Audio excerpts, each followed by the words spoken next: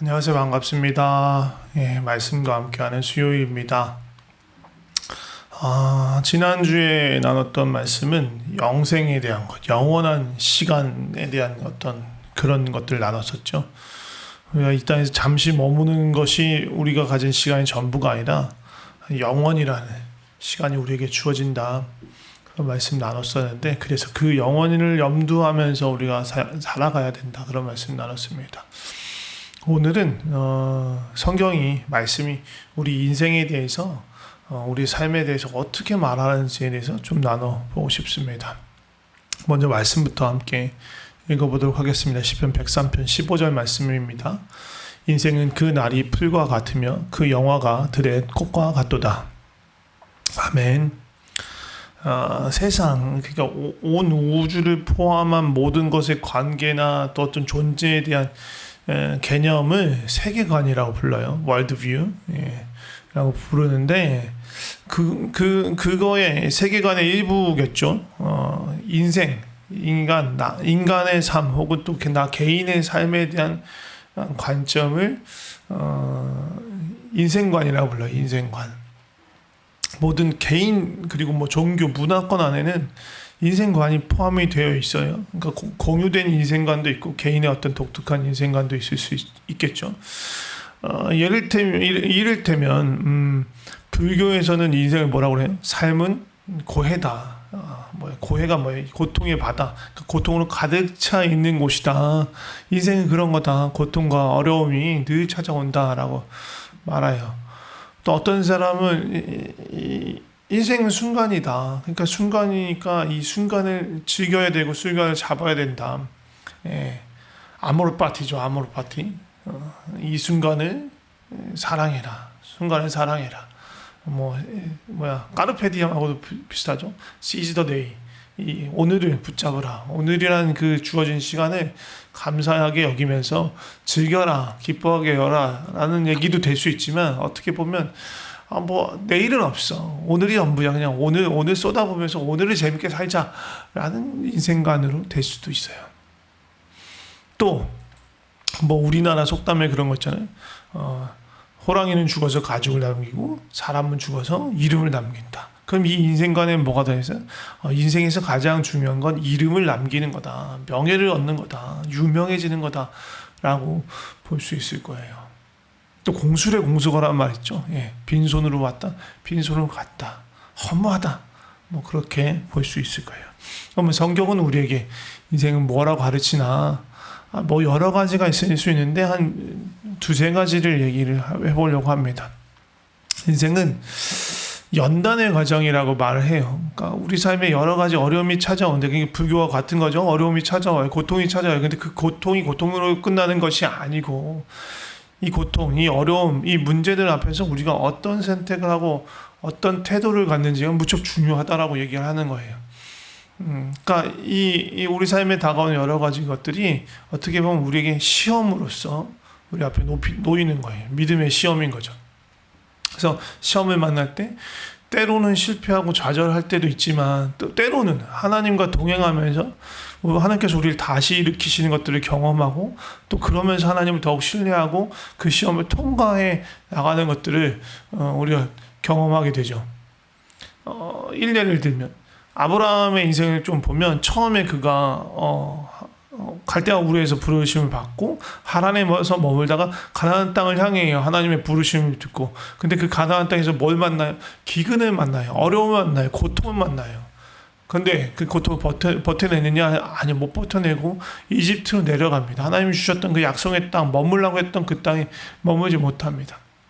그러니까 어떻게 보면 처음에 그는 어려움이 닥쳐왔을 때, 고통이 닥쳐왔을 때 어떻게 보면 믿음의 반응을 하지 못했던 거예요. 근데 그 후로부터 한 30년이 지난 뒤에 하나님께서는 정말 어려운 시험을 아브라함에게 주세요. 뭐예요?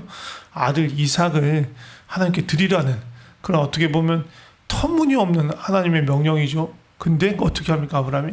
그 아주 정말 단순하게 하나님 명령하신 거니까 하나님이 뭔가를 하시겠지 하는 그런 믿음으로 정말 그 이삭을 죽이기 직전까지 가는 순종의 모습을 보입니다. 이거 뭐예요? 이 시험을 통해서 또 그 여러 가지 과정을 통해서 아브라함이 성장해 나갔던 것을 볼 수 있죠. 그러니까 이런 믿음의 시험뿐만 아니라 기본적으로 모든 시험은요. 일단 기본은 뭐예요? 시험을 통해서 알 수 있는 건 뭐냐면 그 사람의 수준, 시험을 치르는 사람의 수준이 어디에 있는가를 보여주죠. 네. 근데 그 수준이 어느 정도인가를 보여주는데 그 목적에 따라서 두 가지가 갈릴 수 있어요. 기본적으로 우리가 생각했을 때 자동차 면허 시험, 뭐 입학 시험, 뭐 수능 그런 거 있잖아요. 그런 건 어떻게 해요? 자기의 수준이 어느 것인지도 알지만 그것으로 인해서 당락이 합격과 불합격이 이렇게 나눠지잖아요. 그런 어떤 판결의 입장, 심판의 입장에서의 시험이 있을 수 있고, 또 그 수능과 입학 시험 보기 전에 어떤 시험을 치러요? 학교에서 모의고사 이런 거 치른단 말이에요. 이건 뭐예요? 그것 자체가 등락에 어떤 영향을 주지 않아요. 당락에 영향을 주지 않아요. 하지만 뭐예요? 자기의 수준이 어떤 건지 알고, 내가 부족한 것이 어떤 건지 알고, 내가 잘하는 것이 어떤 것인지 알게 해줘요. 자기 자신에 대해서 알게 해주는 거예요. 그래서 부족한 것은 보충하고, 잘하고 있는 것은 그걸 더 잘할 수 있게 발전해 나가는 것. 어떻게 보면 성장할 수 있는 기회를 주는 것이 시험이에요. 근데 자기 자신을 알지 못하면 성장하기 어려워요. 내가 어디가 부족한지, 어떤 연약함이 있는지, 또 어떤 강점인지를 알아야 성장할 수 있거든요. 그래서 어떻게 보면 시험은 그런 기회를 주는 거라고 볼 수도 있어요. 마찬가지예요. 하나님의 시험, 영적인 시험도 마찬가지예요. 최종적인 시험 뭐예요? 예수님이 재림하실 때 이루어질 심판이에요. 그 심판 앞에서, 그 최종적인 시험 앞에서는 당락인 거예요. 하나님 나라로 가느냐, 아니면 영원한 형벌 가운데로 떨어지느냐, 지옥으로 떨어지느냐, 이 두 가지를 놓고 심판하시는 거죠. 하나님께서 채점하시는 거예요. 그런데 그 앞에 우리가 살아가는, 이 땅에서 육신을 입고 살아가는 우리에게 다가오는 모든 어떤 고통이나 그런 어려움을 만났을 때의 그런 시험은 최종적인 심판이 아니잖아요. 이거는 우리의 수준을 측정할 수 있는, 우리의 수준을, 우리 자신을 알 수 있는 기회인 거예요. 어떻게 보면 성장의 기회, 발전의 기회인 거죠. 나의 믿음이 어떠한지, 나와 하나님과의 관계는 어떤지를 돌아볼 수 있는 기회예요. 그러니까 그것으로 인해서 어떻게 보면 오히려 고통과 어려움이 하나님께로 더 나아갈 수 있는 기회가 되는 거죠. 하나님에서 우리 인생은 시험과 연단의 연속이라고 볼 수 있어요. 불교는 그냥 고통으로 끝나지만 우리는 고통에서 끝나는 것이 아니라 그것을 통해서 하나님께 더 나아갈 수 있는, 성장해 나갈 수 있는 연단의 기회로 볼 수 있는 거라는 거예요. 또 성경은 우리에게 인생이 뭐라고 가르치냐면, 인생은 우리가 잠시 맡아서 관리하는 것이다. 다시 말하면 인생의 주인이 우리가 아니라 우리는 인생의 청지기이다 라는 것을 말하고 있어요. 몇 주 전에 저희가 주일 설교하면서 그런 말씀 나눴었는데, 이거 비슷한 맥락이, 그죠? 청지기의 마음으로 라는 제목으로 제가 말씀을 나눴었습니다. 그러니까 세상에서는 그래요. 내 인생은 내 거야. 네 멋대로 해라. 막 그런 얘기를 해요. 여러 가지 매체를 통해서 그런 말들을 하죠. 그게 뭐예요? 인생의 중심은 나고 내가 주인공이다. 누구의 간섭도 받지 말고 주체적으로 스스로 인생의 주인이 되어서 살아가라 라고 말하는 거예요. 사실 이게 완전히 잘못된 건 아니에요. 우리가 누군가에게, 다른 사람에게 종속되어 살거나 또 반대로 내가 누군가를 지배하면서 사는 것은요, 하나님께서 보시기에 그렇게 좋은 일이 아니에요. 기뻐하시는 일이 아니죠. 왜? 하나님조차도 우리 삶의 주인이세요. 하나님께서 주인이신데 우리를 사랑하기 때문에 우리를 막 종속되고 지배하면서 막 억지로 강제로 끌고 가지 않고 어떻게 하신다고 그랬죠? 인격적으로 관계를 맺으시면서 우리의 자기 결정권을 존중하신다고 말씀하셨죠. 그게 인격적인 하나님의 사랑이라고 말씀드렸었습니다. 하나님께서 우리에게 자기 결정권을 존중해 주시지만 소유권이 여전히 하나님께 있는 거예요. 그러니까 맡기신 거죠. 조금 더 확장해서 생각하면 우리에게 우리의 인생, 또 우리의 생명, 그거 왜 우리가 갖고 있다고 우리에게 것이라고 생각하는 그 모든 것들이 사실은 내 것이가 아니다. 내 거라고 착각하면 안 된다. 성경이 말하는 바는 뭐냐? 우리에게 주신 모든 것은 우리의 것이 아니라 하나님의 것인데, 그것을 하나님 대신하여 다스리고 임시로 다스리고 있다라는 거예요. 창세기 1장에 보면 하나님께서 뭐라고 해요? 만드신 모든 피조물, 온 우주 만물을 만드시고 그 만드신 것을 다스리게 하시려고, 하나님 대신 다스리게 하시려고 인간을 만드셨다라고 기록되어 있습니다. 그러니까 우리는 하나님의 대리 통치자, 청직인 거예요. 하나님을 대신하여 다스리는 청직인 거예요. 그러니까 내 것이 아니라 하나님의 것을 다스리고 관리하는 사람이라는 거죠. 이게 구약 창세기에서만 그런 것이 아니라 예수님도 우리에게 청지기 비유로, 달란트 비유로 우리의 삶은 우리의 것이 아니라 주님이 주신 것, 주님이 맡기신 것, 그것을 잘 관리하고 그것으로 주님이 기뻐하시는 일을 해야 한다고 말합니다. 그래서 예수님 다시 오실 때 주님께서 우리에게 맡기신 것을 우리가 어떻게 사용했는 것을 물으시면서 그것으로 우리를 평가하세요. 우리에게 점수를 매기세요. 근데 단지 그게 물질적인 것에 대해서 해당하는 것이 아니라, 그것만 해당하는 것이 아니라 우리에게 주신 생명과 시간과 재능과 우리의 모든 관계들과 그 모든 것을 누구의 뜻으로 어떻게 사용했는지 물어보시는 거예요. 마지막으로 살펴본 것은 바로 나그네와 같은 삶입니다. 아까 뭐 이렇게 속담 얘기하면서 공술의 공수보다 인생은 나그네다 뭐 그런 얘기도 했던 것 같은데, 아까 우리가 처음에 읽었던 본문 생각하시죠? 인생은 그날이 풀과 같다. 그리고 그 영화가 들의 꽃과 같다 라고 말해요. 이게 무슨 말입니까? 우리가 이 지상에서 이 인생이라는 이 육신을 입고 사는 이 날들은 영원하지 않다라는 거예요. 그러니까 풀들처럼 금방 시들어 없어지고 땅에서 누리는 그 명예와 영광 결국은 사라져버릴 거다라는 얘기죠. 지난 시간에 나눈 것처럼 우리는 영원한 삶을 살아든지, 하나님과 더불어 영원한 삶을 살아가든지, 아니면 영원한 형벌 가운데 놓이든지, 그 둘 중에 하나가 우리의 미래에 놓여 있는 거예요. 우리 장래에 놓여 있는 거예요. 물질주의자, 자연주의자들은 뭐래요? 우리가 육신의 죽음을 맞이하면 우리는 그게 끝이다. 뭐 더 이상 아무것도 없다. 모든 것이 그냥 사라져버린다. 라고 말하지만 성경은 그렇게 말하지 않아요. 이후로의 영원한 시간들이 놓여 있는데, 우리가 이 짧은 육신을 입고 있는 이 기간에 하나님과 어떠한 관계를 맺었는지로 인해서 그 이후의 영원의 삶이 어떠한 모양일지가 결정이 된다고 말해요.